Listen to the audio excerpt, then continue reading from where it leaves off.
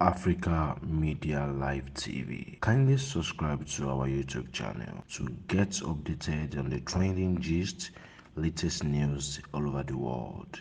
Like our page, subscribe, and share with friends. Thank you.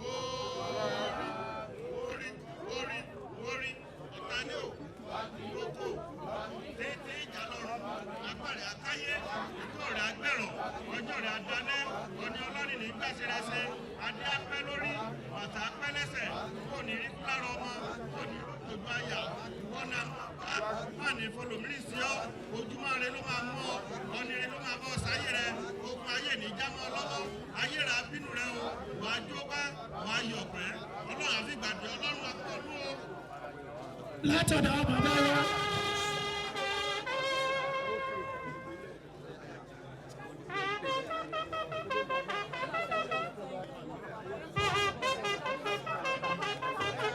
ẹ̀jọ̀ fífẹ́ èdè kó dákẹ́.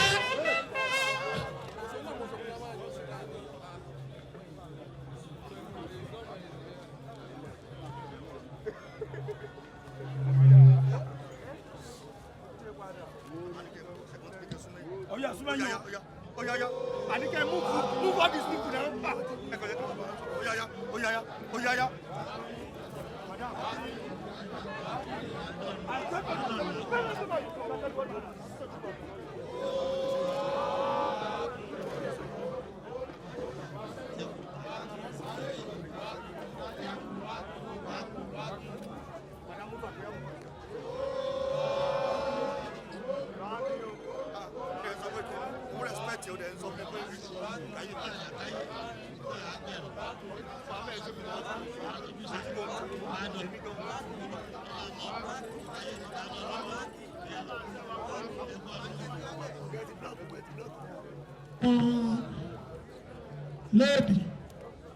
Lóòdì ọkọ.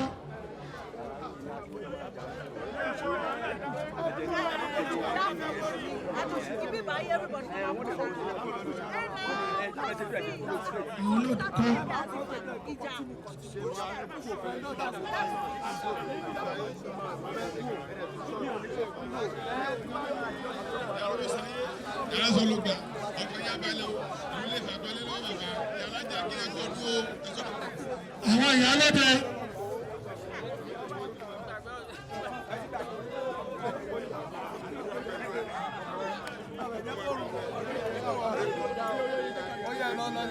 Yes, as well you.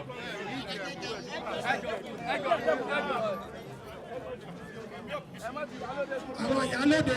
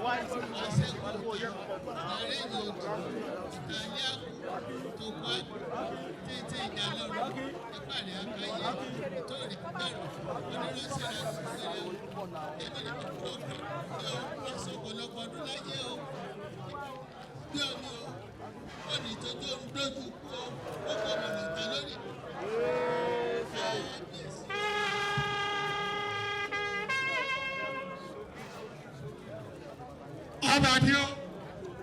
Àròlé Oòduà, Onírìṣà, olórí aládé gbogbo, kábíyèsí kẹ́ ẹ pẹ́ fún mi làdúrà. Ẹ jẹ́ kó lójú ọ̀nà.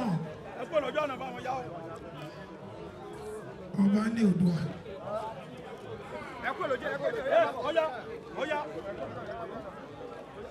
ẹ bá mi kí olórí gbogbo ojú ni wọ́n kí olórí ẹ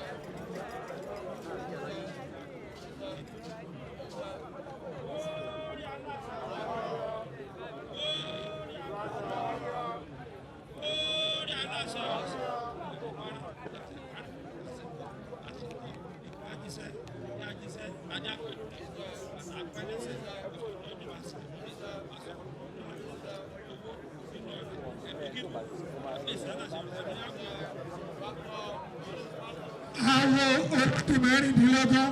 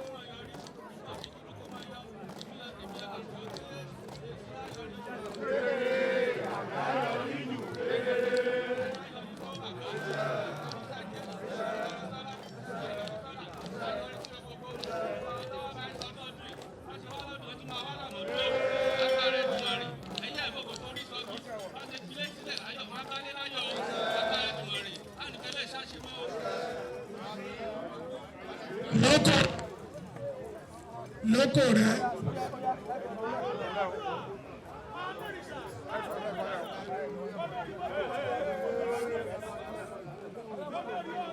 lóko rẹ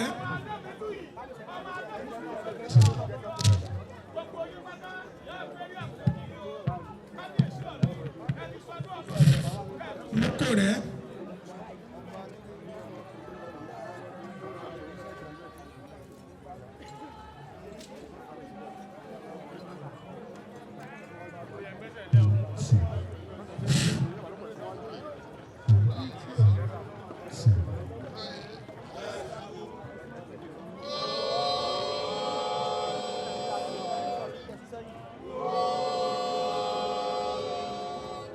Africa Media Live TV. Kindly subscribe to our YouTube channel to get updated on the trending gist, latest news all over the world.